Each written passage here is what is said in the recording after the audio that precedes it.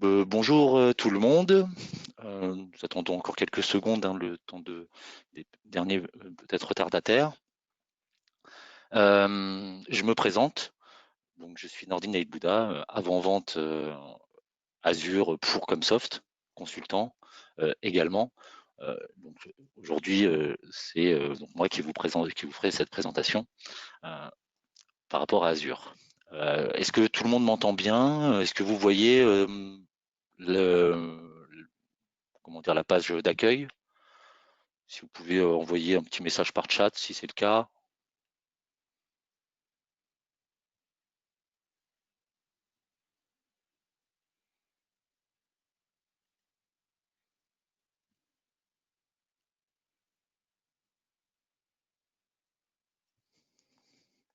Alors, bonjour. Donc, nous allons pouvoir commencer.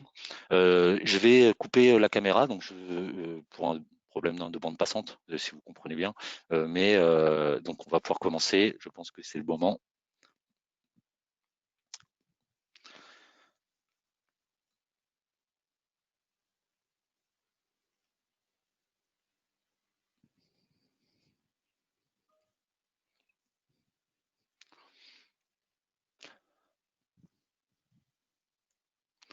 Alors, notre agenda, on va essayer de le faire en 1 heure et on va essayer d'aller assez vite. Tout d'abord, en premier, on va pouvoir discuter, enfin, je vous présenterai la conformité de vos environnements Azure, comment l'entend Microsoft, hein, cette conformité, quels sont évidemment les outils qui seront à votre disposition, comment budgéter et maîtriser les coûts dans Ouvert Azure, très important, capitaliser sur vos actifs logiciels, des bonnes pratiques pour commencer et continuer dans Azure, des recommandations sur les sécurités également, c'est très important. Et puis pour finir, l'accompagnement que l'on peut proposer pour vous aider à améliorer, à optimiser et à bien démarrer ou bien continuer dans Azure.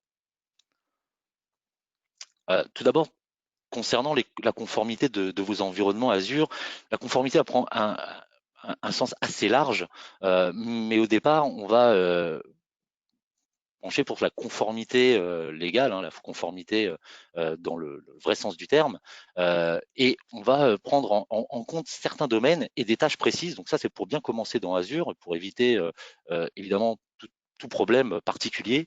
Euh, c'est évidemment donc la gestion de la sécurité au départ, avec vérifier le score de sécurité. Il y a des outils qui permettront de le faire, vous allez voir plus tard. Activer la journalisation des audits, configurer M365 si vous l'avez, qui permet de renforcer la sécurité, examiner régulièrement les tableaux de bord pour avoir justement un bon aperçu comment dire, de votre, de la sécurité de vos applications. Protection contre les menaces, puisque vous êtes aussi évidemment responsable, hein, il faut donc, toujours pareil, hein, si vous avez M365, il y a des composants très efficaces. L'utilisation d'appareils hautement sécurisés pour les administrateurs, c'est très important. Implémenter une protection pour les comptes administrateurs et même, selon la culture, évidemment, utiliser des comptes d'administration dédiés pour l'activité d'administration. C'est une bonne manière aussi comme ça de pouvoir se protéger contre certaines attaques. La gestion des identités et des accès, c'est aussi très important de pouvoir, sur tous les utilisateurs de l'entreprise et pas juste que les administrateurs, d'appliquer certaines sécurités, certaines règles de sécurité, par exemple la longueur du mot de passe, voilà, avec des restrictions particulières en fonction de certaines fonctions de l'entreprise. On va pouvoir très bien brider les gens sur sur sur leur accès, sur l'accession, enfin sur comment accéder aux données. La protection des informations, évidemment, et là on est sur la conformité telle que la RGPD l'impose, et donc la sécurité prend évidemment tout son sens. Il faut sécuriser les sites, y compris le partage, les classifications. Il faut protéger les informations, évidemment. Euh, Tout cela nécessite une coordination de tous les intervenants très haut placés, hein, de tous les acteurs de l'entreprise, de la direction jusqu'aux responsables IT, enfin même jusqu'aux IT. Euh, la conformité de vos environnements Azure, dans le portail Azure, on va pouvoir gérer ces stratégies sur une partie ou sur toutes vos ressources, et on aura aussi une vue très précise de l'état de conformité des applications. En fonction des souscriptions, on peut avoir plusieurs abonnements. Les abonnements Azure, c'est une possibilité de pouvoir gérer, par exemple, un environnement de prod, un environnement de développement. On crée 2 abonnements distincts. Donc, on peut ainsi pouvoir gérer toutes ces stratégies de conformité ou les stratégies aussi de sécurité interne ou externe. En tous les cas, c'est ici qu'on va pouvoir gérer toute cette conformité qui est primordiale pour la sécurité. Et on a une autre forme de conformité qui est la conformité logicielle qui est importante également, puisque derrière, elle va pouvoir aussi amener une manière d'optimiser vos coûts. Ça va être le point numéro 2.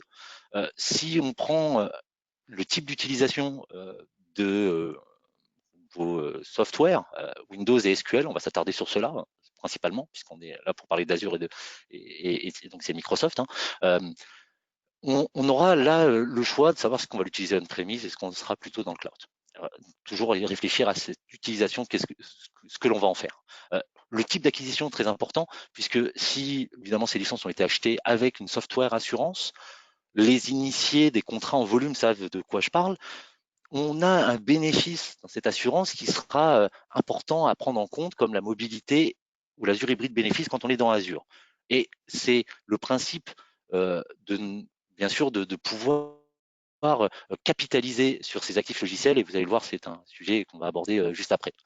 Et évidemment, cette conformité logicielle passe aussi par un paiement. Il y a plusieurs manières de pouvoir payer ces licences. On les paye dans Azure à l'usage, on peut les payer dans ces contrats Microsoft éventuellement. Et c'est dans ces contrats qu'on va avoir plusieurs types de contrats en fonction de la taille de l'entreprise, en fonction de vos engagements. On pourra optimiser. Voilà, tout dépend évidemment de ces contrats.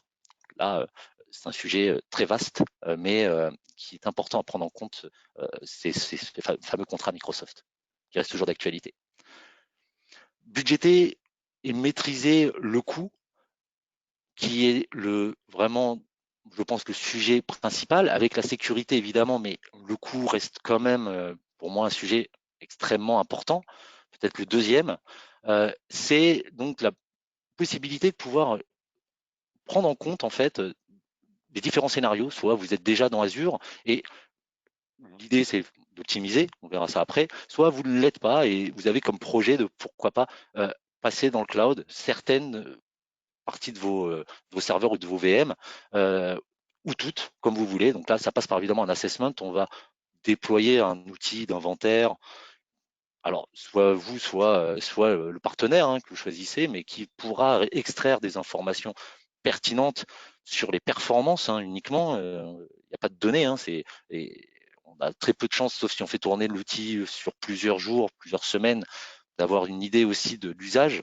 C'est très important. Donc, plus on va faire tourner ces outils, plus on sera pertinent dans ces analyses et on va pouvoir ainsi budgéter le compute et le storage. Si on a plus de données, on pourra estimer si une VM qui est utilisée qu'à 10 ou 15% de son temps, on pourra aussi amener des coefficients de confort ou également passer sur d'autres principes comme le pass si c'est plus efficace et peut-être moins cher. Donc on a ces possibilités de pouvoir budgéter, c'est très important de le faire pour éviter toute mauvaise surprise. Et pour budgéter, on a un outil en ligne, c'est la calculatrice Azure qui est vraiment simple à utiliser, qui a été améliorée récemment. Elle est vraiment à destination des clients finaux. C'est très simple de l'utiliser et nécessaire pour simplement l'historique. On avait toujours l'habitude quand on achetait un ordinateur ou quand on achetait un software, de consulter, de prendre un devis et de vérifier les prix sur peut-être trois prestataires. Alors là, quand on est dans Azure, on ne va pas concurrencer Azure, c'est pas le but, quoique on pourrait le faire avec les data centers. Ils se font un peu de concurrence en termes de prix entre l'Europe, l'Amérique et il y a des différences de coûts. Donc ça peut être un levier, mais c'est surtout de pouvoir mettre sur un document, d'avoir un prix, d'avoir un devis, d'avoir une estimation qui est plutôt réaliste. 95%, on est dans le prix. Il pourrait y avoir des variations parce que on peut tarifer en fonction de comment dire, de la taille de la VM, de la taille du disque, là c'est très simple. Après on peut rentrer avec la bande passante, etc., ce qui devient très compliqué de mesurer, mais ça reste des coûts très très faibles. Enfin, ça dépend. Mais vraiment, en règle générale, c'est plutôt faible et c'est plutôt pertinent et efficace. On est plutôt précis avec cette calculatrice. L'autre partie, donc pour budgéter, et là on est plutôt sur maîtriser ses coûts, c'est lorsqu'on a choisi la taille de l'instance, la VM donc qui va être tournée dans Azure, on peut la réserver sans risque.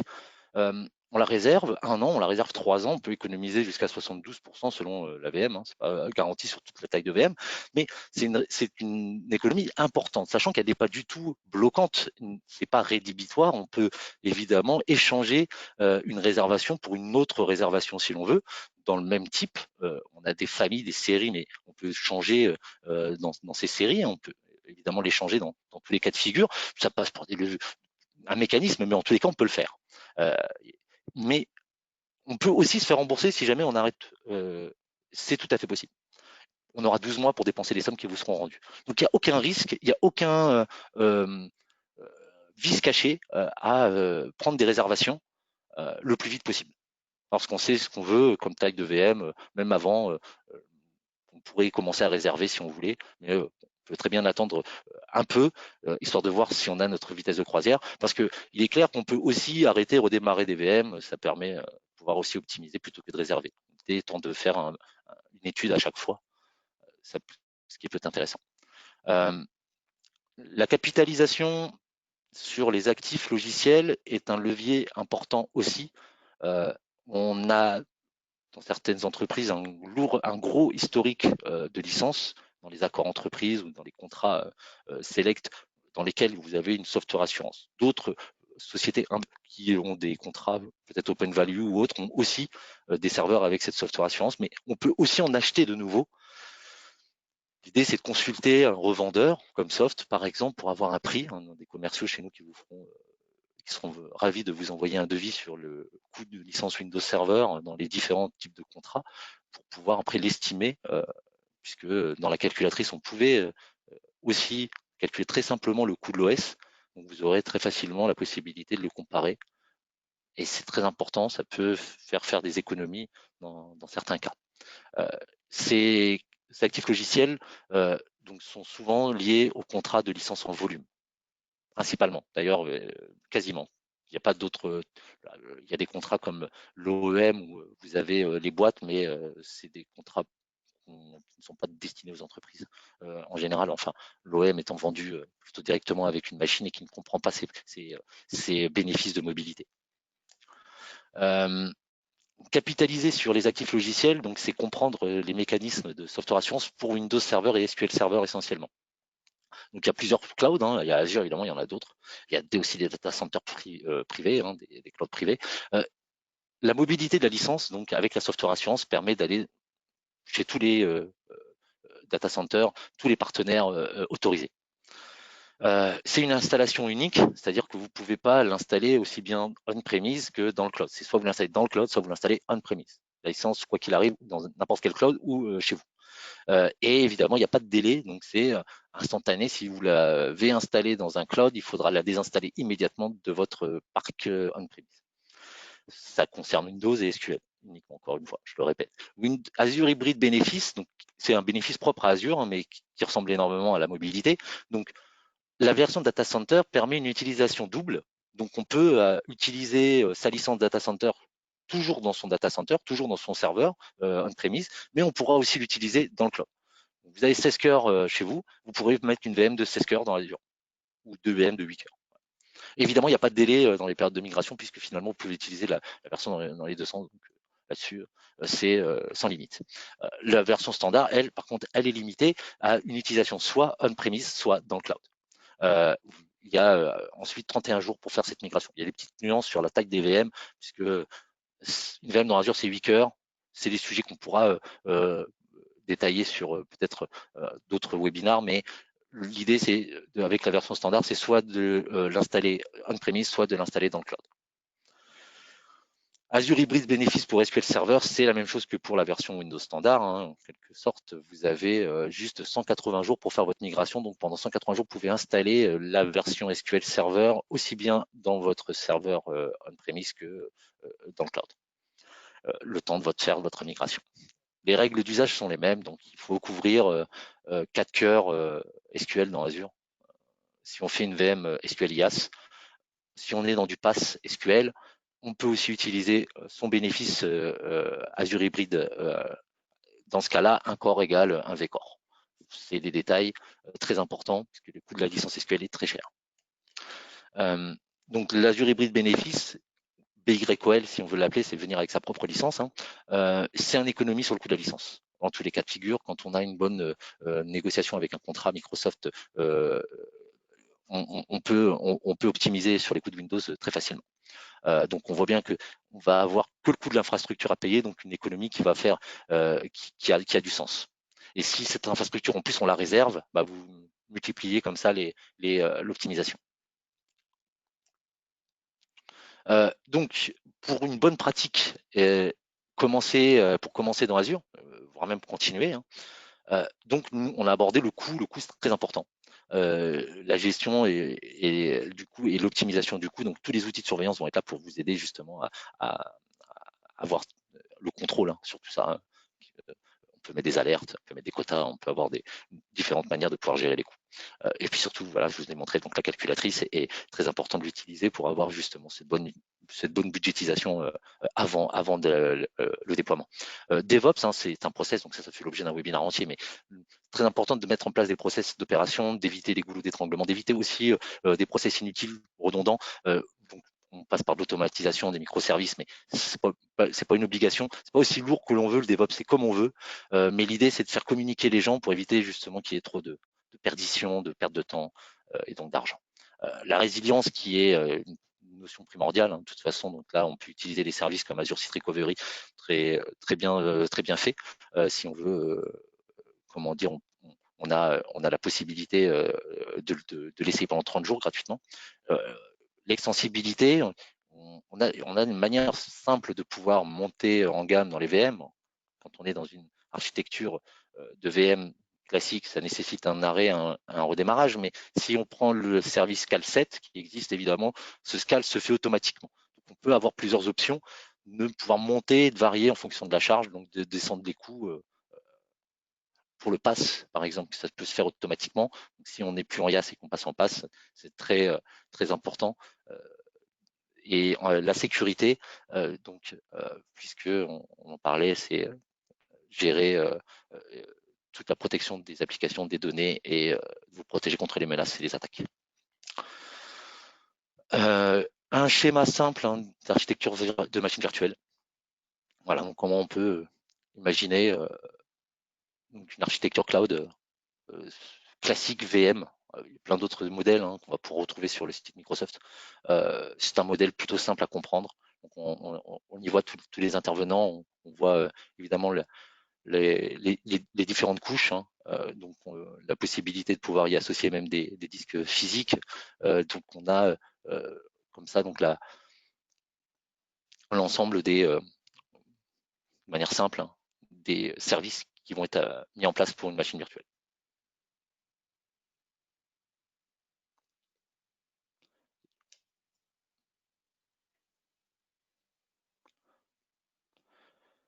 Ça fait partie des bonnes pratiques pour Azure. Pour commencer ou continuer dans Azure, on en parlait il y a quelques minutes. On est sur comment dire une forme contractuelle différente et Azure va prendre une forme différente en fonction du contrat. Donc on a tous des contrats différents. L'accord entreprise, le contrat CSP ou de l'open qui peut prendre aussi la forme d'un open value. On a ces points de comparaison. J'ai pris quelques points de comparaison pour les différencier.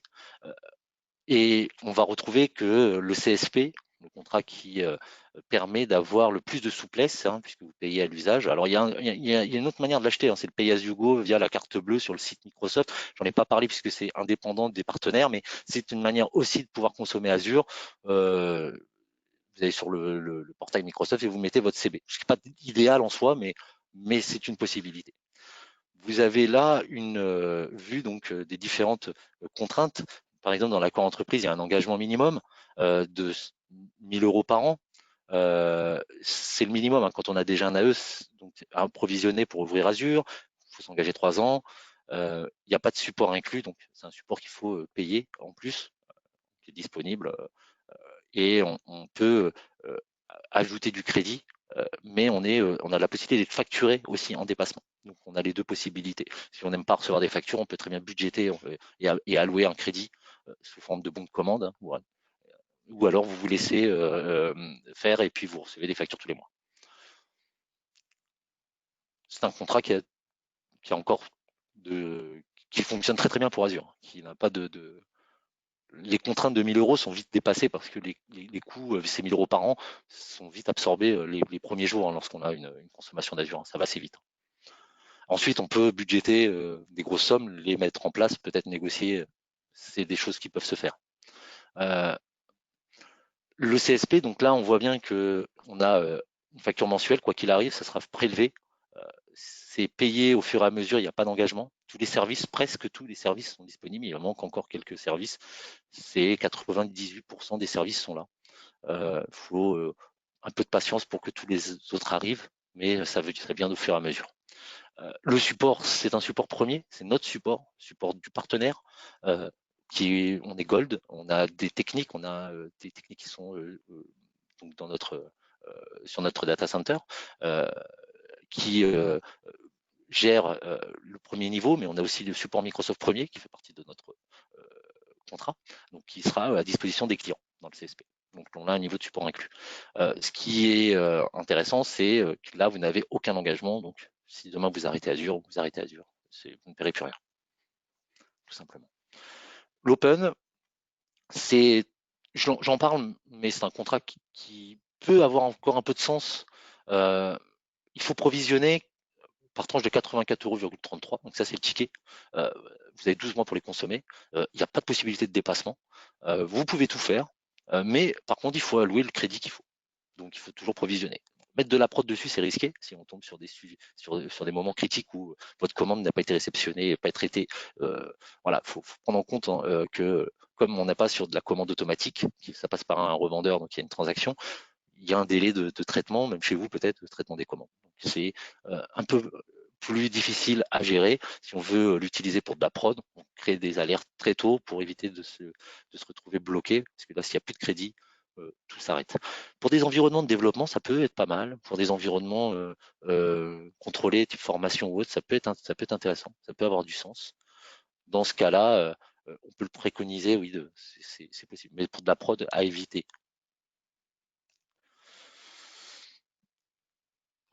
Dans des recommandations en termes de sécurité, c'est évidemment la visibilité, hein, c'est de pouvoir surveiller au mieux, de surveiller au plus près pour les équipes de sécurité, en tous les cas, les applications, le réseau, etc. D'avoir une opération IT centralisée, une équipe qui va gérer vraiment des aspects du cloud, hein, des aspects d'Azure. Les groupes de sécurité réseau et d'applications à surveiller, c'est des outils qui vont permettre de pouvoir faire des stratégies, de gérer bloquer certains accès par exemple, ou de savoir ce qui s'est passé sur les applications, s'il y a eu des erreurs, qui les a déployées, à quelle heure. Enfin voilà, on peut surveiller vraiment de manière très précise. Et puis le contrôle d'accès à travers des rôles. Donc, en fonction de la culture de l'entreprise, en fonction de vos stratégies, de vos process, on peut attribuer des rôles aux intervenants. Et c'est important, ça permet de pouvoir aussi améliorer la sécurité. Pour la visibilité, on peut surveiller les scores. Comme là, je vais vous montrer dans cette image, on a une vue donc vraiment complète hein, sur la totalité des ressources, si on veut, la totalité des souscriptions.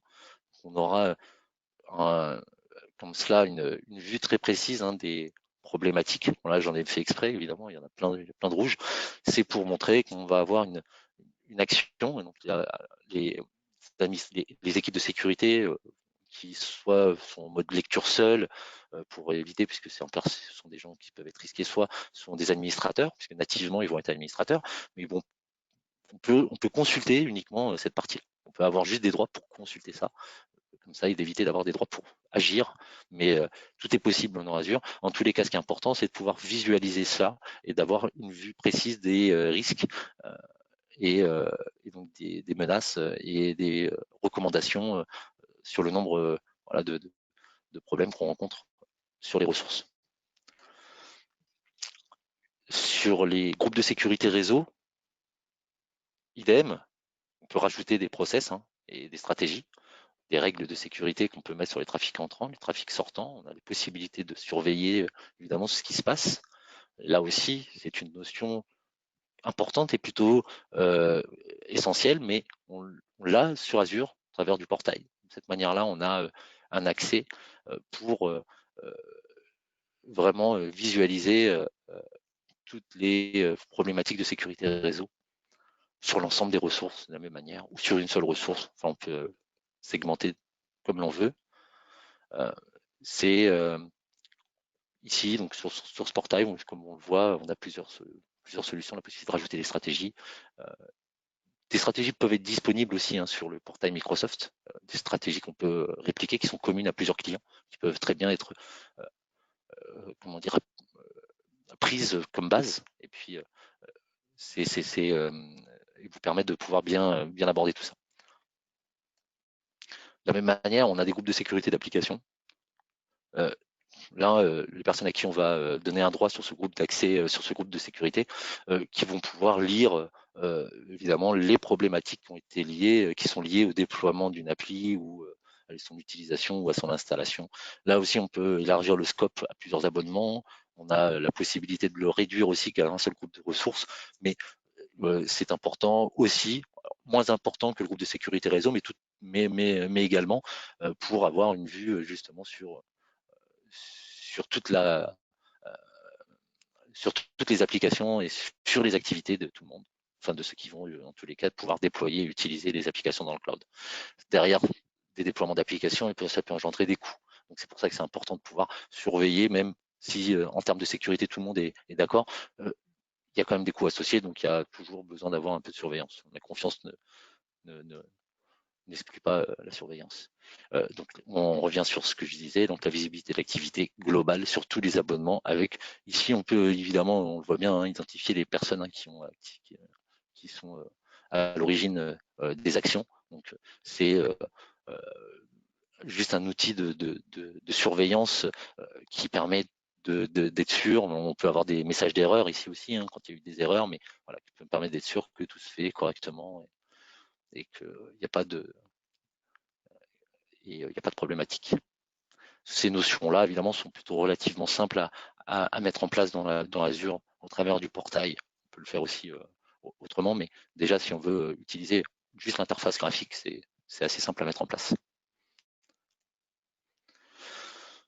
Donc, toujours dans l'optique d'améliorer la sécurité, le rôle dans l'organisation dans Azure est important. L'Azure Active Directory est un point commun avec Office 365, mais on n'est pas obligé. Office 365, c'est un produit SaaS, Microsoft.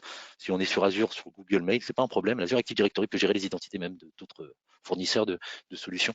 Ça, c'est pas de souci. Simplement, là, on rentre dans l'Azure Active Directory pour affecter des rôles aux personnes, aux intervenants ou à tout autre personnel de l'entreprise.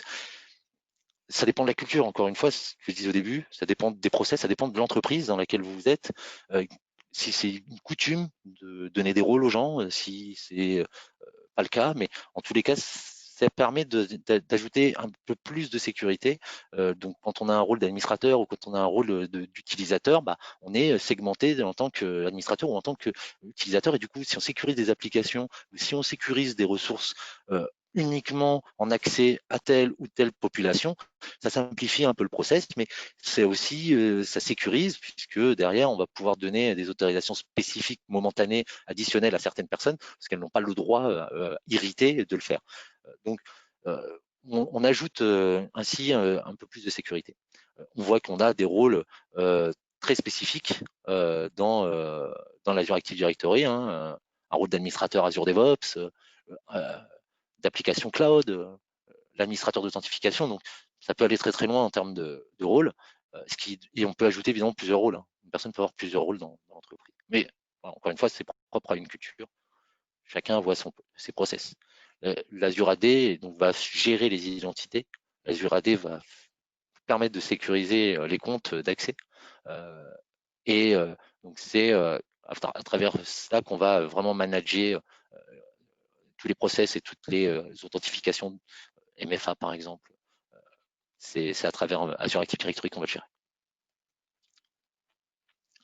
Donc le contrôle d'accès en fonction du rôle. Alors on est dans une application, on est dans une souscription. Dans ce cas-là, c'est plutôt une souscription. Il me semble que c'est plutôt un groupe de ressources. On peut ajouter un accès, donc Airback, hein, en fonction du rôle. Donc, comme je le disais il y a 5 minutes, sur une application ou un groupe de ressources, on va affecter des autorisations aux administrateurs ou à certaines populations qui ont un rôle bien spécifique. On peut aussi l'affecter à une personne physique, enfin une personne nommée, qui aura ensuite un rôle spécifique dans cette ressource. Donc, on va rajouter un rôle dans la ressource ou dans l'abonnement qui va lui permettre soit de faire ce qu'elle a à faire. On a propriétaire, contributeur, lecteur. Donc, le propriétaire, évidemment, peut tout faire. Le contributeur peut créer des ressources, mais ne va pas pouvoir tout faire. Donc, il restera toujours dans le propriétaire pour contrôler, mais le contributeur peut utiliser les ressources que l'on lui a mis à sa disposition. Il ne pourra pas les créer. Le lecteur ne peut que les lire, ne pourra pas les utiliser ni les créer. Et donc après, on va avoir plein d'autres rôles qui sont encore plus définis, plus précis dans, encore une fois, la ressource. Encore une sécurité supplémentaire, encore un rôle, enfin une contrainte supplémentaire pour les personnes pour éviter justement des risques, des menaces. C'est donc le contrôle d'accès, un outil plutôt important. Donc si on ne met pas de rôle, par exemple, dans l'Active Directory, si on n'attribue pas un rôle ou une autorisation à quelqu'un dans l'Azure AD, dans ces cas-là, quand on va l'ajouter dans une ressource, on va lui affecter un rôle ici. Voilà. Un schéma simple qui va illustrer en fait donc la relation avec les souscriptions, les rôles, les permissions, et les différentes ressources. Donc, on l'a schématisé, hein, ce modèle est un modèle plutôt simple. Donc dans la partie souscription, on va voir qu'il y a plusieurs abonnements parce que c'est important, je le disais, on peut créer plusieurs environnements, c'est logique, on peut avoir de la prod, on peut avoir du dev and test, sur lesquels on peut appliquer une tarification spécifique quand on est abonné Visual Studio. Donc c'est important de séparer ces environnements, comme c'était le cas on-premise, hein, on avait une séparation entre son environnement dev et son environnement de prod, sinon c'était risqué, hein, en cas d'audit. On peut aussi créer une souscription pour une filiale, on peut créer un abonnement pour un service, on peut créer un abonnement pour un projet. On peut avoir plusieurs abonnements et avoir besoin de plusieurs abonnements. Et dans ces cas-là, c'est pas un problème. Ensuite, les rôles des permissions, c'est plutôt bien quand on veut avoir une organisation DevOps, d'avoir des rôles bien spécifiques dans l'organisation. Est-ce qu'on est juste lecteur, donc on va surveiller les scores de sécurité, puis uniquement les groupes de sécurité. On va juste les lire, on n'a pas d'action à faire, donc on va nous accorder un droit de lecteur sécurisé, puisque si jamais je fais pirater mon compte, je n'ai pas des comptes d'administrateur, je suis lecteur. On peut avoir ainsi plusieurs dispositions, vous voyez, donc en fonction des rôles pour pour améliorer la sécurité et l'organisation de de toutes vos ressources et d'Azure. Donc on voit à la fin donc que les applications vont être autorisées uniquement sur des rôles qui ont qui ont la permission. On va affecter ainsi des rôles spécifiques à certaines personnes et donc dans les applications donner un droit d'accéder à l'application à des rôles spécifiques. Tout en imaginant que c'est évidemment propre à chaque entreprise. La culture DevOps, c'est évidemment un sujet qui n'est pas figé, hein. Tout le monde a fait un DevOps à sa manière. Ce qu'il faut, c'est intégrer simplement une collaboration entre les services, éviter les silos qui font que un service ne communique pas avec l'autre. Donc du coup, on va déjà pour le coup, ça peut être risqué puisque du coup, on ne sait pas qui va faire quoi. Donc c'est d'essayer d'avoir une équipe, même de dev, d'IT, enfin quelque chose de regroupé qui va être centralisé et d'éviter qu'il y ait justement un manque de communication et que tout le monde peut faire. Vous savez, quand on veut donner la possibilité à quelqu'un, et ça peut arriver dans des entreprises, de donner un accès à quelqu'un pour qu'il crée lui-même et qu'il gère lui-même ses ressources. Je pense aux populations de développeurs, par exemple, on peut leur donner un accès à une souscription sur laquelle on va mettre un quota. Ça peut être une solution. On peut également créer un lab dans lequel on va mettre à disposition des développeurs, ces populations, un ensemble de ressources, VM, disques, applications, services, qui seront déjà prédéfinis par l'équipe centrale. Et ainsi, un peu comme du self-service, ils vont pouvoir se connecter, faire ce qu'ils ont à faire. On aura fourni tous les outils. Ils ne pourront pas aller trop loin, ils ne peuvent pas faire tout, mais pourront faire ce qu'on leur a demandé de faire. Ce qui est DevOps, puisque derrière, on a on livre uniquement ce dont on a besoin. Derrière, il y a des solutions pour ces populations pour leur offrir, pourquoi pas, des possibilités de formation ou de monter en compétences avec des crédits Azure gratuits, par exemple, dans les abonnements MSDN, donc qu'il est possible d'utiliser justement pour améliorer son expérience Azure. Voilà, tout est plein de possibilités, en tous les cas, pour des populations, par exemple, de développeurs. Mais c'est aussi des choses qu'on pourrait imaginer pour le marketing avec d'autres stratégies. Pour finir, donc c'est le dernier point, l'accompagnement Becheleux comme Soft, nous sommes une société historiquement dans la commercialisation de software et la vente de solutions informatiques. On travaille depuis longtemps avec les grands éditeurs, dont Microsoft. Pour ma part, je suis exclusivement Microsoft depuis plusieurs années, puisqu'avant j'étais avant-vente sur la partie outil de développement Visual Studio pendant plusieurs années. Évidemment, la logique, c'était de passer dans le cloud, c'est tout à fait normal. Historiquement, on propose nos services et l'idée, c'était de vous en faire part pendant ce webinaire. Et le premier qu'on propose, évidemment, c'est le Go-to-Cloud. Donc, comme vous l'imaginez, c'est des choses qu'on va pouvoir reprendre. Tout ce que je vous ai montré dans ce webinaire, évidemment, c'est primordial et ça peut vous permettre de commencer tout de suite avec de très bonnes pratiques dans le cloud. Et pour ceux qui sont déjà dans le cloud, de pouvoir imaginer peut-être commencer à étudier les prix, les coûts associés ou la sécurité, s'il n'y avait pas des choses sur lesquelles vous pouviez optimiser, vous pouvez plutôt optimiser encore vos process ou vos coûts. Là, c'est vraiment un partenaire de confiance qui va réaliser pour vous tout un travail d'analyse et évidemment précisément par rapport à vos usages et par rapport à vos besoins, vous délivrer le rapport qui va et évidemment passer à l'action. Dans GoToCloud, en fait, on va partir d'un outil d'extraction, d'un outil d'inventaire, on en parlait tout au début. Vous pouvez le faire vous-même, ces outils sont gratuits. Toolkit, par exemple, peut le faire très bien. S'il est encore dans sa vieille version, ça fonctionne encore très bien. Ce qu'il faut, c'est pouvoir extraire ces données. Nous le faisons à travers d'autres outils, peut-être plus performants. Derrière, ces données vont nous permettre d'avoir une configuration, matériel, performance, usage, qui nous permettra de pouvoir faire notre estimation.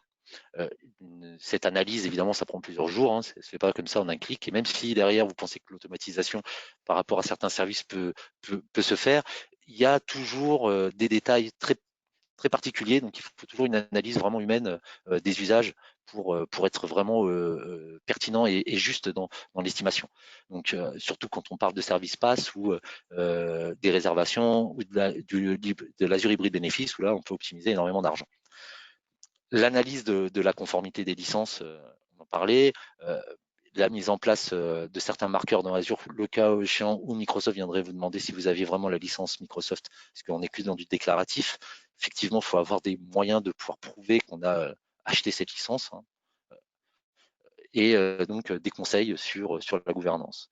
Le bénéfice qu'on en tire, c'est évidemment de pouvoir maîtriser les coûts et de capitaliser sur les actifs logiciels. Ça correspond exactement au webinaire que j'ai présenté. simplement fera à votre place. Donc là, ce que je vous ai proposé de consulter tout à l'heure est tout à fait comment dire, faisable hein, par une équipe en interne. Et sinon, ça prend 2 jours pour notre équipe, pour le faire pour vous. Et évidemment, à la fin, ça finit par un compte rendu et évidemment des conseils et une mise en pratique, un atelier pour qu'on parte sur de l'action directe. On ne va pas jusqu'à la migration.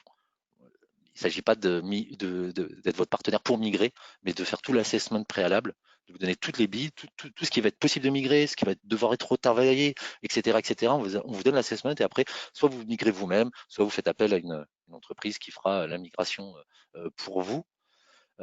Le deuxième point, deuxième service qui a beaucoup de succès, c'est l'Azure Checkpoint. Donc, on est déjà dans Azure. Hein. On prend en compte tous vos usages, tous les services, les configurations qui tournent aujourd'hui dans votre cloud, que ce soit Azure, évidemment, principalement Azure, parce que je le fais pas sur AWS, on le fait pas sur AWS, mais on pourrait imaginer aussi ce que vous voulez mettre dans Azure, donc vos futurs projets, vos futures acquisitions, pourquoi pas. Et là, on fait toute une analyse. Donc comme c'était décrite comme je l'ai décrit dans le webinaire, donc on va estimer des coûts avec des réservations, avec l'achat de licences Windows Server ou SQL si c'est beaucoup moins cher de les prendre à l'extérieur, et on vous fait une analyse aussi de tout cela, avec évidemment des applications SaaS si c'est nécessaire, s'il y en a, si c'est préconisé. Et puis on finit, comme je vous disais, par un conseil et puis une mise en pratique directement. De la même manière, 7 jours, 2 jours, là, on a des économies qui peuvent aller de 10 à 70%. Donc, je l'ai écrit. Évidemment, c'est pas vrai pour tout le monde. Hein. On peut imaginer que certaines personnes n'ont pas attendu ce webinaire ou qui n'ont pas attendu Comsoft pour commencer à décortiquer tous les moyens possibles d'optimiser. On dit que 10 à 70% dans la majorité des cas. Mais c'est vrai que parfois, voilà, c'est pas possible. Ça veut dire que la personne soit ne fait pas beaucoup de cloud, soit elle a déjà optimisé au maximum. On peut pas faire grand chose.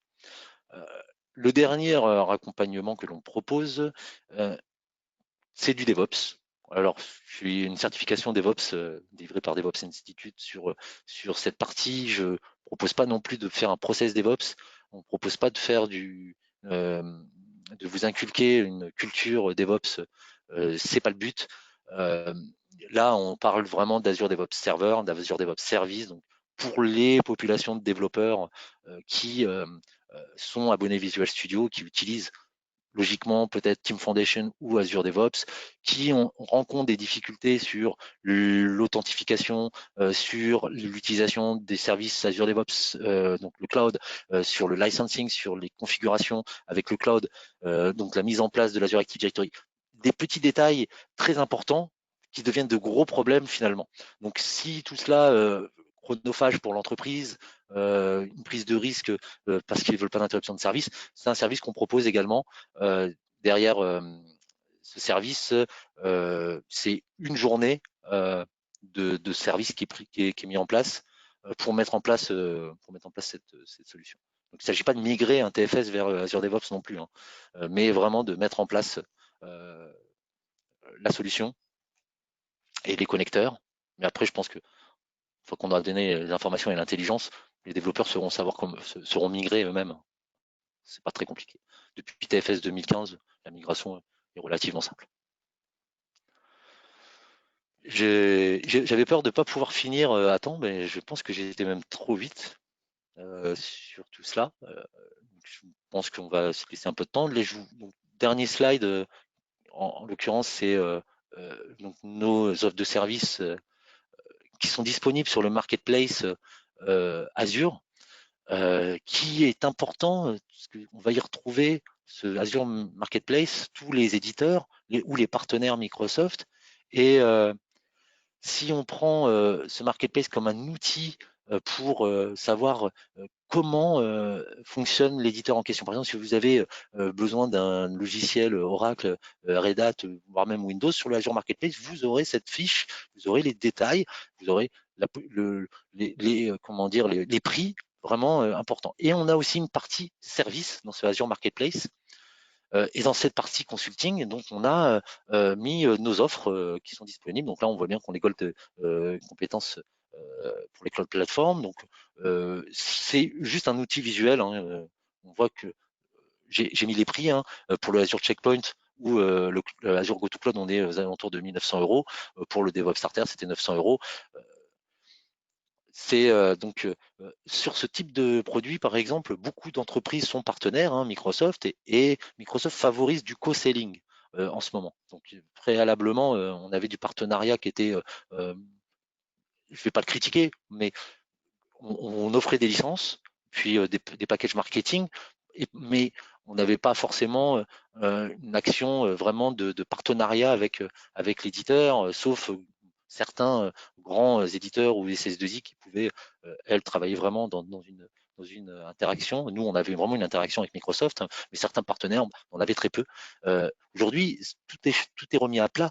Tout le monde travaille ensemble et l'idée que Microsoft met en avant, c'est de faire du co-selling avec vous, avec nous, avec les gens qui soit proposent des solutions cloud efficaces, soit des services. Donc, et donc, auprès des clients finaux, on est dans un écosystème fluctueux puisque un client peut être aussi un prestataire de service, etc. Donc, c'est pourquoi je vous montre aussi ce portail Azure Marketplace, qui pour moi est un outil important lorsqu'on est dans Azure. Il faut savoir qu'aujourd'hui, Microsoft est le premier contributeur open source. Et donc, dans la logique, euh, si on s'ouvre à l'open source, c'est qu'on s'ouvre vraiment à tous les autres éditeurs également. On a VMware qui a signé récemment aussi, qui a développé son ESX aussi avec Microsoft, enfin un outil qui permettra de pouvoir déployer des VM dans Azure à partir de vSphere. Pour les initiés VMware, que je ne suis pas du tout, c'est extrêmement important, c'est super, c'est une bonne nouvelle. Beaucoup de gros éditeurs travaillent avec Azure aujourd'hui, mais ils travaillent aussi avec les autres, hein, cloud, c'est pas forcément une exclusivité. Et puis l'écosystème Microsoft avec le support, avec donc les acteurs qui sont très présents sur le marché français, euh, donc permet quand même d'avoir un, un bon relationnel avec Azure. Donc une proximité des data centers qui sont en France. On sait qu'on a des data centers en France centre, en France sud, qu'on a un SLA très élevé, qu'on peut disposer des CDN également quand on fait du streaming. On a une qualité de service qui est remarquable. Bon, hormis là pendant le Covid où on a eu quelques problèmes avec Teams, avec le succès et le manque de personnel pour intervenir sur les data centers, mais c'était exceptionnel. Dans tous les cas de figure, on a aujourd'hui avec Microsoft quand même une bonne proximité sur le territoire français. J'en ai fini. J'ai été un peu vite, peut-être parlé un peu trop vite. Si vous avez des questions, je suis là pour les récupérer. Je vous répondrai peut-être après. Si vous avez normalement laissé vos coordonnées, je pourrais vous envoyer des réponses rapidement. On aura aussi quelques questions certainement à vous poser de notre côté. Savoir comment vous avez trouvé ce webinaire. Est-ce que vous avez des idées pour peut-être un autre webinaire, des points dans ce webinaire que je n'ai pas suffisamment approfondi, que vous aimeriez approfondir? Voilà, toutes les suggestions sont bonnes. Est-ce que c'était trop léger? Est-ce que vous auriez voulu un peu plus de détails? On est propre, enfin voilà, je suis prêt à récupérer toutes ces informations pour une prochaine fois. Et déjà, si vous avez des questions, je vous répondrai dans la foulée, hein, d'ici cet après-midi. Est-ce que j'avais un petit problème pour afficher les questions en live là? Ok, il n'y a pas de questions pour le moment apparemment.